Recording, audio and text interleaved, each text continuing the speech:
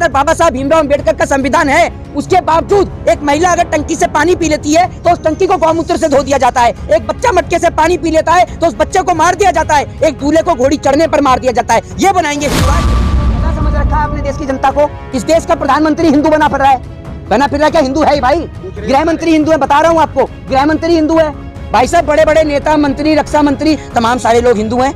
उसके बाद ये कह रहे हैं हम हिंदू राष्ट्र। धीरेन्द्र शास्त्री को क्या पता है? धीरेन्द्र शास्त्री कितना पढ़ा लिखा है? धीरेन्द्र शास्त्री ने ये बोला है कि अब हिंदू का बच्चा कलम उठाएगा, हिंदू का बच्चा डॉक्टर बनेगा, आईएएस बनेगा, आईपीएस बनेगा, इंजीनियर बनेगा। अरे तो चमत्कार सुन लीजिए, बाबा ने अब ये नया ढोंग इसलिए अपनाया है क्योंकि बाबा जी की जो है वो पोल के लिए उसकी सबसे बड़ी इज्जत तो उसकी बेटी की होती है ना, सबसे बड़ी इज्जत तो उसकी बेटी की होती है। तो भाई साहब जब एक बेटी के साथ इस देश में बलात्कार होता है तो भाई आप ये सोचिए, बलात्कारियों के घर पर चलाइए बुलडोजर, राम रहीम का सारा ध्वस्त कर दीजिए, आसाराम का सारा ध्वस्त कर दीजिए। मोदी जी की दाढ़ी कटवा के पाकिस्तान बॉर्डर पे टंगवा दीजिए, इंडिया पाकिस्तान के बॉर्डर पे। कम से कम देश के जवान शहीद नहीं होंगे। नहीं, कम से कम देश के जवान शहीद नहीं होंगे। हमारे घर से जो लोग इंडियन आर्मी में हैं उनको वापस घर बुला लेते हैं सब लोग। एक बात आप मुझे बताइए कि क्या ये देश आपको बाबा साहब भीमराव अम्बेडकर के संविधान से बेहतर चलता हुआ नजर नहीं आ रहा है? आप एक बात मुझे बताइए कि जो नेता और मंत्री और सांसद हो, चाहे फिर वो बाबा हो, उनको सरकार उठाकर जेल में क्यों नहीं बंद करती? ये देश के संविधान की सरासर तौहीन है। आप देश के संविधान का, भारत देश के कॉन्स्टिट्यूशन का उल्लंघन कर रहे हैं, उसका अपमान कर रहे हैं। भारत देश का संविधान भारत देश के प्रत्येक नागरिक को फंडामेंटल राइट्स यानी उनको मौलिक अधिकार प्रदान कराने का काम करता है। भारत देश के संविधान में हर एक व्यक्ति को उनके समान अधिकार दिए गए हैं। लेकिन मैं आपसे पूछना चाहता हूं कि कल को अगर हिंदू राष्ट्र बन गया तो क्या हिंदू राष्ट्र में यह देश संविधान रहेगा या नहीं रहेगा? ये बताइए ना आप मुझे, क्या इस देश के लोगों को समान अधिकार मिलेंगे? जब आप ये सोचिए कि इस देश के अंदर बाबा साहब भीमराव अम्बेडकर का संविधान है, उसके बावजूद एक महिला अगर टंकी से पानी पी लेती है तो उस टंकी को गौमूत्र से धो दिया जाता है। एक बच्चा मटके से पानी पी लेता है तो उस बच्चे को मार दिया जाता है। एक दूल्हे को घोड़ी चढ़ने पर मार दिया जाता है। ये बनाएंगे हिंदू राष्ट्र? अरे इनका लेवल क्या, इनकी औकात क्या है, पूरा देश जानता है। ये सिर्फ इस देश के अंदर लोगों को हिंदू मुसलमान के नाम पर लड़ाते हैं और अब इन्होंने एक नई चीज ढूंढ ली है और स्वर्ण और दलितों को लड़ाने का। हमें कभी, जब हम स्कूल में जाते थे, हमें कभी नहीं पता था कि कौन स्वर्ण है और कौन दलित है। मैं कभी नहीं जानता था कि मेरी जाति क्या है, मैं किस धर्म में, किस रिलीजन में, किस जाति, किस धर्म में पैदा हुआ, मेरे को नहीं पता था।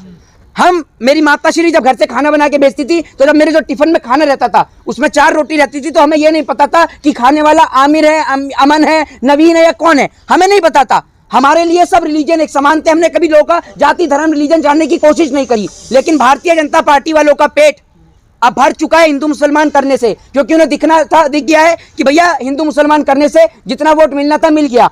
अब इनको यह दिखा कि उत्तर प्रदेश के अंदर लोकसभा की 80 सीटें हैं और लोकसभा की 80 सीटों को जीतने के लिए सबसे बड़ा वोट बैंक जो है वो बहुजनों का है, ठीक है ना, जिनको ये लोग अभी देश के अंदर हिंदू भी नहीं मानते। सोचिए आप एक बात बताइए, हिंदू राष्ट्र बनाएंगे? अभी हाथरस में एक बेटी जल गई, कौन बोला था जरा बताइए ना? बाबा जी की सरकार थी। क्या बाबा जी बोले ब्राह्मण के परिवार में आग लग गई तो बोले बाबा जी? ये बताइए ना आप मुझे। ये इस देश के अंदर स्वर्णों को और दलितों को लड़ाने का प्रयास कर रहे हैं, लेकिन इस देश के लोग बड़े समझदार हैं। अब इस देश के लोग हथियारों की नहीं, कलम की बात करते हैं। दूसरी बात ये कि ये इस देश के अंदर हिंदू राष्ट्र की मांग करते हैं। आप जनता को पागल बनाते हैं क्या? है गधा समझ रखा है आपने देश की जनता को? इस देश का प्रधानमंत्री हिंदू बना फिर रहा है, क्या हिंदू है भाई? गृह मंत्री हिंदू है, बता रहा हूं आपको, गृह मंत्री हिंदू है भाई साहब। बड़े बड़े नेता, मंत्री, रक्षा मंत्री, तमाम सारे लोग हिंदू हैं। उसके बाद ये कह रहे हैं हम हिंदू राष्ट्र बनाएंगे। किसका इंतजार कर रहे हो? किसका इंतजार कर रहे हो? हिंदू राष्ट्र की परिभाषा दे दिया धीरेन्द्र शास्त्री ने। अरे धीरेन्द्र शास्त्री ने अगर पढ़ा होता तो संविधान की परिभाषा देता, पढ़ा नहीं है तो हिंदू राष्ट्र की परिभाषा दे रहा है। भारत के लिए भी है, पाकिस्तान को मिलाना है। इनसे ये पूछो, अगर अखंड भारत बनेगा, अखंड भारत कैसे बनेगा? अखंड भारत में पाकिस्तान भी मिलेगा, अफगानिस्तान भी मिलेगा। इंडिया गेट पे पता चला कि कोई भैया टैंक लेके खड़ा हुआ है वहीं पे ही, है ना, फिर जाओ इंडिया गेट देखने के लिए। ऐसे बनाओगे? पता चला तालिबान वाले यहाँ लाल किले पे घूम रहे हैं? ऐसे बनाओगे अखंड भारत? ये एक बेवकूफी भरी बात है, एक बेवकूफी भरा कथन है, ठीक है ना? है मोदी जी टैंक लेके कैसे घूमेगा? भाई मोदी जी तो बहुत प्रभावशाली आदमी है, समझ रहे हैं? मोदी जी और शेख चिल्ली दोनों एक समान है, ये समझ लीजिए। मोदी जी का तो कुछ नहीं है, मोदी जी तो पहले बोल चुके हैं। आप अपना अपना देखो, मोदी जी का तो सीधा सोचूल है। मोदी जी को अगर आप कल को गलत ठहराएंगे तो आप गलत है। मोदी जी तो कह तो चुके हैं मैं तो फक्कर फकीर हूँ, जो ला उठाऊंगा और चल पड़ूंगा। मोदी जी ने तो अपने दोस्त को भी तैयार कर लिया है। भगवा हिंद होगा, हैं? गजवा हिंद नहीं, भगवा हिंद। इतना पढ़े हो आप? ये मत पूछो कितना पढ़े हैं। क्यों बहुत ज्यादा पढ़े हैं। क्यों लेकिन इतना? अरे अच्छा, पूछा, तो ये बताइए ना, भारत देश के एक मिनट चुप रहिए, भारत देश के संविधान के कौन से पृष्ठ पर भगवान हिंदी लिखा है? रामचरितमानस में। अरे धीरेन्द्र शास्त्री को क्या पता है? धीरेन्द्र शास्त्री कितना पढ़ा लिखा है? हैं? धीरेन्द्र शास्त्री ने ये बोला है कि अब हिंदू का बच्चा कलम उठाएगा, हिंदू का बच्चा डॉक्टर बनेगा, आईएएस बनेगा, आईपीएस बनेगा, इंजीनियर बनेगा, हैं? अरे तो चमत्कार सुन लीजिए, बाबा ने अब ये नया ढोंग इसलिए अपनाया है क्योंकि बाबा जी की जो है वो पोल खुल रही थी, जब बाबा की पोल और पट्टी खुल रही थी, अब बाबा जी, अब देखिए बाबा जी तुम सनातन के दुश्मन हो, हैं? जो सनातन को रक्षा कर रहे हैं, तुम उन्हीं के खिलाफ। जयचंद घूम रहे हैं। अच्छा, आप सर्टिफिकेट दे रहे हैं कि मैं जयचंद हूं या क्या हूं? कौन कह रहा है? तो बाबा ने मेरा नाम लिया है?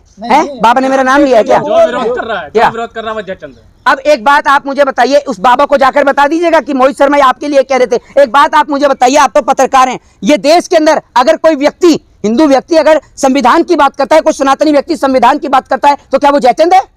बताइए आप मुझे, इस देश में कॉन्स्टिट्यूशन के और संविधान की बात करने वाला व्यक्ति जयचंद है? ये बताइए ना आप मुझे। जो सनातनी की बात नहीं कर, अरे धीरेन्द्र शास्त्री से पूछो, धीरेन्द्र शास्त्री से पूछो कि जब कानपुर के पूर्वांचल के अंदर एक माँ और बेटी को जिंदा जला दिया गया तो कहां था वो? मनोज तिवारी से पूछो, उत्तर प्रदेश के अंदर एक बेटी को और माँ को जिंदा जला दिया, कहां थे मनोज तिवारी? महेश शर्मा कहां थे? हैं? कर देंगे, चमत्कारी बाबा है, भस्म कर देंगे। अरे तो आप जाके एक काम करिए ना, बीजेपी वाले पत्रकार इसीलिए घबराते हैं कि आपको भस्म कर दिया। कितने लोगों को भस्म कर दिया? तो पाकिस्तान को भस्म ही कर देना है। आपको भस्म चटा रखी है उन्होंने, समझ रहे हो? दलाली की भस्म चटा रखी है, पेट में भरी पड़ी है। वाले जब तो कहा खंड भारत बनाएंगे, पाकिस्तान को मिलाएंगे। अरे यार एक बात आप मुझे बताओ, पाकिस्तान को मिलाएंगे? धीरेन्द्र शास्त्री की आर्मी में है क्या है? चमत्कारी है भाई। है? एक काम करिए ना, अपने बच्चों को पढ़ाइए मत, स्कूल मत भेजिए, उसे चमत्कारी दिखाते रहिए। आप अपने बेटे को भी चमत्कारी बनाइए ना से। अरे सुनिए, यहाँ पर कम से कम 15-20 पत्रकार हैं। मैं आपसे पूछना चाहता हूँ, आप में से किसी का भी बेटा, किसी के भी पिताजी या किसी का बच्चा धीरेन्द्र शास्त्री का चेला है क्या? वो भी तो चमत्कारी बनना चाहिए। अपने बच्चों को क्यों नहीं बनाते आप चमत्कारी? और अमित शाह अपने बेटे जैसा को भी चमत्कारी बनवा दे। सुन लीजिए, अपमान नहीं, मोदी जी ने रोजगार दिया है। मोदी जी ने कहा था नौजवान को रोजगार मिलेगा। अमित शाह का बेटा जैसा नौजवान नहीं था, इतना बढ़िया क्रिकेट खेला। धीरेन्द्र शास्त्री का अपमान, देश का अपमान। अच्छा हाँ, अब वाह भाई वाह, किसी का भी अपमान कर दो यहाँ देश का अपमान हो जाता है। अडानी से सवाल तो देश से सवाल, धीरेन्द्र शास्त्री से सवाल तो देश से सवाल। आपका दिमाग में खराब है क्या? घर वापसी की दावत दे रहे हैं वो, घर वापसी की दावत। हाँ तो आप तो खुद मुस्लिम है, कर लीजिए घर वापसी। करेंगे? हमारे पूर्वज तो आदम है। आप करेंगे घर वापसी? आपके वो दोस्त ने करी तो थी, ये आप जैसा ही था वो वसीम रिजवी, उस जितेंद्र त्यागी। तो वो वसीम रिजवी है या जितेंद्र त्यागी है?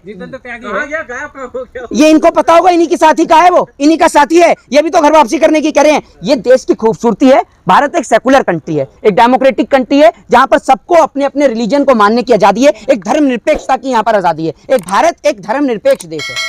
इसको इसीलिए पूजा जाता है, इस देश की संस्कृति को, कल्चर को इसीलिए माना जाता है, पूजा जाता है कि यहाँ पर हर जाति, हर धर्म, हर मजहब, हर संस्कृति के लोग एक साथ मिलजुल कर रहते हैं। लेकिन आप उस संस्कृति के ऊपर, उस देश की वेशभूषा के ऊपर, उस देश के कल्चर के ऊपर, उस देश की अस्मिता के ऊपर जब आप प्रहार करेंगे तो आपसे सवाल किया जाएगा। मैं आपसे पूछता हूं कि क्या ये देश संविधान से चलता है? अगर किसी व्यक्ति को दर्द और तकलीफ होती है, किसी व्यक्ति के साथ अन्याय होता है, तो वो न्यायपालिका में जाता है? जाता ही नहीं जाता है? देश की न्यायपालिका के द्वारा, देश की जुडिशरी के द्वारा उसको इंसाफ दिया जाता है। बुलडोजर इंसाफ है कि नहीं है? जी, बुलडोजर चलाना इंसाफ? देखिए मैं कहता हूं, अगर बुलडोजर इंसाफ है आपकी नजर में तो आप चलाइए। वो जो क्या कहते हैं, उत्तराखंड में बीजेपी के नेता का बेटा था, उसके घर पर, कुलदीप सिंह सेंगर के मकान पर चला दीजिए बुलडोजर। एक पिता के लिए उसकी सबसे बड़ी इज्जत तो उसकी बेटी की होती है ना, सबसे बड़ी इज्जत तो उसकी बेटी की होती है। तो भाई साहब, जब एक बेटी के साथ इस देश में बलात्कार होता है तो भाई आप ये सोचें, बलात्कारियों के घर पर चलाइए बुलडोजर। राम रहीम का सारा दोस्त कर दीजिए, आसाराम का सारे दोस्त कर दीजिए। योगी जी कह रहे हिंदू राष्ट्र तो है ही, अब उनको नहीं मानेंगे। किसे? कह रहे हैं ना योगी जी हिंदू। अरे योगी जी तो पता है कितने बड़े ठेकेदार हैं हिंदुओं के। योगी जी की तो बात ही मत करिए, मुझे पता है योगी जी कितने बड़े ठेकेदार हैं हिंदुओं के। सुन लीजिए, इतने बड़े ठेकेदार हैं हिंदुओं के कि लुलु मॉल में उद्घाटन करने के लिए पहुंच गए यूसुफ भाई के लुलु मॉल में, और गाड़ी में बैठने के चक्कर में भगवा गमछा भी डालना भूल गए। इतने बड़े ठेकेदार हैं हिंदुओं के। आप ये सोचिए, माँ और बेटी जल के राख हो गई, ठेकेदार पहुंचा ही नहीं। ठीक है ना?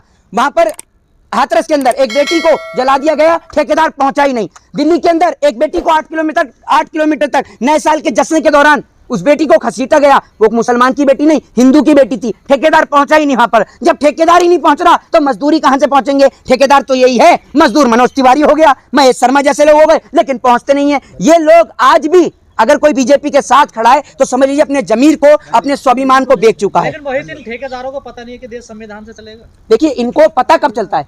अब आप एक बात मुझे बताइए, इनको पता कहां से चलेगा? पता जब चलता है जब स्कूल जाते हैं, जब भैया स्कूल ही नहीं जाते। अब मोदी जी हमारे कितने, आपको पता है कितने पढ़े लिखे हैं, इतने पढ़े लिखे हैं कि उनके साथ का आज तक कोई नहीं मिला है, क्योंकि वो इतने पढ़ाई में होशियार और तेज थे कि टीचर उनसे कहता था बेटा नरेंद्र तू यहाँ नहीं पढ़ेगा, तेरी क्लास तो अलग से होगी, तू तो मुझे ही पढ़ा देगा, तू उधर चल। इसलिए मोदी जी के साथ का कोई नहीं मिलता है, ये सबसे बड़ी बात है। और आप ये देखिए पहली बार देश के इतिहास में ये बताया गया, आपसे मैं पूछता हूँ, इतने सारे पत्रकार हैं, आपको पता है लाल बहादुर शास्त्री जी का सीना कितने इंच का था? नहीं पता होगा आपको। वाजपेयी जी का सीना कितने इंच का था? आपको नहीं पता होगा। पहली बार देश के इतिहास में ये पता चला कि किसी प्रधानमंत्री का सीना 56 इंच का है, जो चाइना का नाम भी नहीं लेता, इतना 56 इंच का है, चाइना का नाम नहीं लेता और अडानी का भी नहीं लेता है, ठीक है ना। छापा मार पाकिस्तान डर जाते हैं, क्या बात कर रहे हैं आप? प्रधानमंत्री की दाढ़ी से पाकिस्तान डर जाते हैं। अच्छा, हाँ।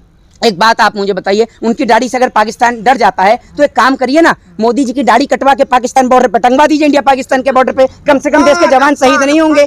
नहीं, कम से कम देश के जवान शहीद नहीं होंगे। हमारे घर से जो लोग इंडियन आर्मी में हैं उनको वापस घर बुला लेते हैं सब लोग। मोदी जी की दाढ़ी टंगवा दो, दाढ़ी टंगवा दो, 2-4 फोटो खिंचवा के मोदी जी की दाढ़ी टंगवा दो, सबसे बढ़िया है। चाइना पे भी टंगवा दो आधी दाढ़ी, आधी पाकिस्तान पे टंगवा दो। तो आपको नहीं लगता है, आखिरी सवाल, जो हिंदू धर्मगुरु जो इतना जहर उगलते हैं, मुस्लिम धर्मगुरु भी कम नहीं है?